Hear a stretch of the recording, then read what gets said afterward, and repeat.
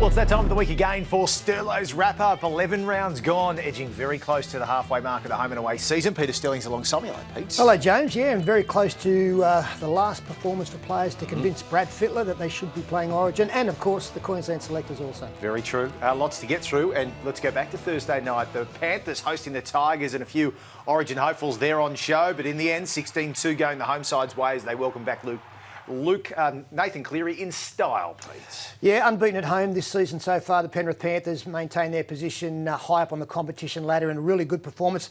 I think they were better than the 16-2 scoreline. I think the stop-start nature of the game made it difficult for the Panthers to land that killer blow. In the end, they didn't need it.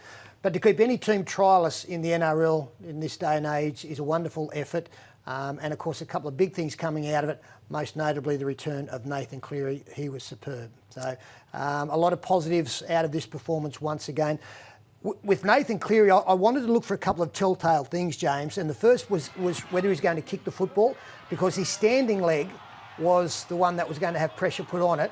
And then this late in the first half, where he was actually pulled back for a knock on, but he got an open space, showed that he could change direction and there was no discomfort with the knee at all. So it was a superb comeback from Nathan Cleary on what was a pretty good night for the Penrith Panthers all round. Yeah, up against another hopeful in Luke Brooks as well. Let's go to Friday. ANZ Stadium, just shy of 10,000 people there to see the Eels season. Perhaps Peter Sterling come to a close, 24-14 losers to the Warriors. Yeah, further disappointment for the Eels here. It's very like the Cronulla game where they got in a winning position but just couldn't go on with it. Some terrible defence, as you can see there. Some ill discipline. Their penalty count again at crucial times went against them. And just more frustration more than anything else. The effort is there, as Brad Arthur pointed out, but so often it's just been misdirected. Where the Warriors, the thing I like about them this year is the fact, they're a much better football team, but they've had 3 losses now and they've won the next week. So they've avoided putting losses back to back, and that's the aim of every team at the beginning of a season. Pete, wasn't without its controversy, but the other match on Friday night at Suncorp Stadium, perhaps the most entertaining of season 2018. The baby Broncos, with all those injuries, 28 beating the Roosters, 22. It's a great performance from the Brisbane team when you consider that, we know that Matt Gillett and Josh Maguire are out for an extended period. They lost Alex Glenn as well, no Jack Bird, no Payne Haas, and Tom Opacek went down early in the game. So young Stagg had to come in on debut. They did a great job. In every game, James, there's a point where the battle of wills decides who's going to win the football game. And when it got to that stage, I think Brisbane handled it better than the Roosters. And that's a really good sign. Mentally, they were up for this game. The finish from Osako at the end was magnificent. He's been another great success story for the Brisbane Broncos this season. So there's still a couple of question marks about the Roosters, especially mentally. But you had to like what you saw from the home side in this one, under strength, and beat one of the stronger rosters in the competition. The first kick-off on Saturday on the Gold Coast, 2 teams trying to find some form and consistency. The Gold Coast Titans 33 beating the Newcastle Knights 26. Frustrating game for Newcastle, more injuries on the back of that loss too. Yeah, injury on the back of insult here. They led by 8 late in this game, should have won it, I think, but take nothing away from the Gold Coast side, who'd lost 5 in a row coming into this match, scored the last 2 tries. Ash Roberts was the catalyst of all things that were good for the home side. And I think AJ Brimson alongside him looks like they've found the key to the halves quandary up there. They've combined really well in 2 games together. Bryce Cartwright was included with no Kevin Proctor. He had a couple of nice touches late. The big play for me, unfortunately, was Daniel Safidi dropping the football from a kickoff. We'd just seen Kalen Ponga run almost 100 metres, put his side 8 in front. Safidi drops the ball there. Brenko Lee scores from the next set. And then, as I pointed out, the Gold Coast scored the final try to win that game. So, one of those matches for Newcastle that it was oh so close. But again, I think their coach Nathan Brown pointed out, Mitchell Pearce might have made the difference. He's not there. They've got to be better. I mentioned before Parramatta's season, perhaps in hopes of making the finals, all but gone. Could be the same for the North Queensland Cowboys on the back of a heartbreaker in Townsville, going down by just the solitary point to a South Sydney Rabbitohs side, making themselves at home in the top 4. They got away to a great start, South. They led 10-0, but then we saw the home side come back. There had been some positional changes made by the coach Paul Green. Michael Morgan did go to fullback, to Murray Martin in the halves, and I thought that worked quite well.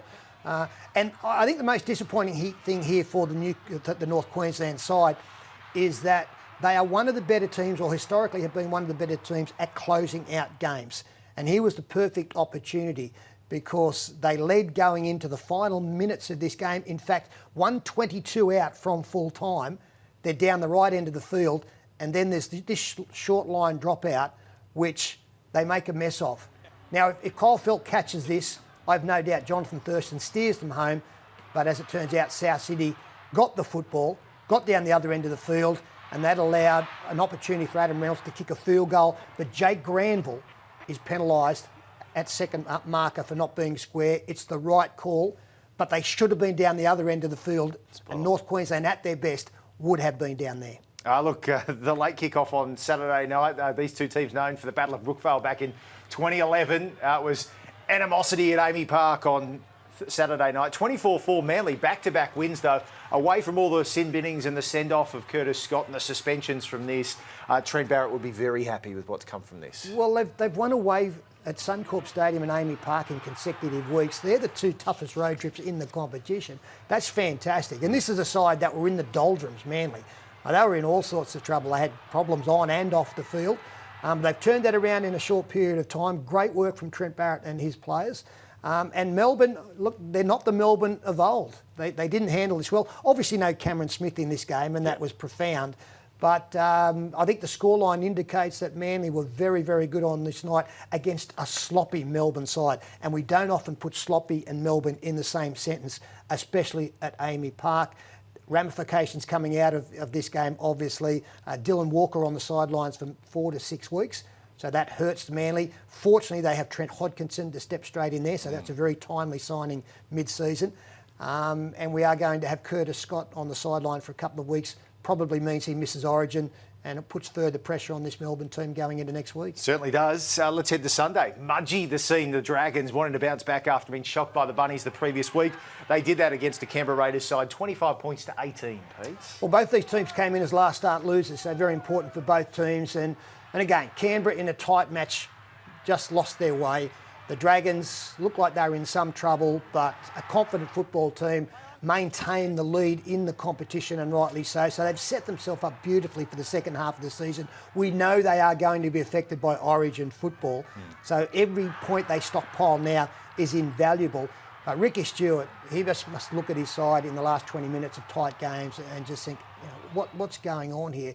And I don't want to pick on Aidan Caesar here, but late in a game, in a tight match, you want your halves to be playing well. You get confidence from them. That's a terrible pass from Aidan Caesar late in the contest, and he backs it up with that one to Blake Austin as well. Now, that affects the whole football team because in key moments late in the game, it's your playmakers who decide the result in so many ways, and those passes that go astray, it has a terrible effect on the rest of the football team. Certainly does. Look, the final game to wrap up the 11th round, the Sharks and the Bulldogs at Shark Park. Gallen, Bakuya, Dugan all back, and it was a 22-16 win. They're fifth on the trot. Cronulla. Yeah, going along very nicely. And again, that's with a lot of injuries that they've had to contend with as well. Now, if we're talking about Canberra not handling tight finishes, Cronulla are the best. They've been here so many times of late. They're gritty. They just have an uncanny knack of being in front after 80 minutes. This is a game where the Bulldogs were good. They were very competitive. But somehow Cronulla found a way to win. Not at their best. I don't think we've seen anywhere near the best of Cronulla so far this year. Yet they're sailing along nicely, as you point out, with 5 straight wins. Now, in the current climate of penalties, Dean Pay's not blaming. He's saying we have to be better. But I thought 10 minutes into the second half, they got a couple of tough calls that went against them. This one here from Aaron Woods. Now, I've seen the defender penalised here. Seguiaro could easily have been penalised. And I've seen much worse play the balls let go. But the players turned around. Aaron Woods gets penalised. Jesse Ramian scores just after that with this try. Now, that's a huge turning point in the game because it was 10-all. It's now 16-10. They should have had the football the other end of the field. And soon after that, we now see this break made by Kerrett Holland. Now, look at Moses Mbai. Gets pulled back there from Matt Pryor. That is a professional foul, and that because it's a try-scoring situation. It's coming up to the fullback. And the pass delivered to Moses Mbai, we know how quick he is. He probably races away and scores under the post. At the very least, the opposition should have had a man in the bin for 10 minutes. So that's another turning point that went against the Bulldogs. It's not the reason they lost, but it certainly didn't help their cause. Certainly didn't. Hard to believe, Pete, after 11 rounds, this time next week, State of Origin teams get named by both New South Wales and Queensland as well. And look, we can't wait because there's so much conjecture as to how different these two sides are going to look compared to what we've seen. So bring it on. All right, we'll get your crystal ball out next week to see what's going to happen for both the Blues and the Maroons. That's Sterlo's wrap-up after 11 rounds of the National Rugby League.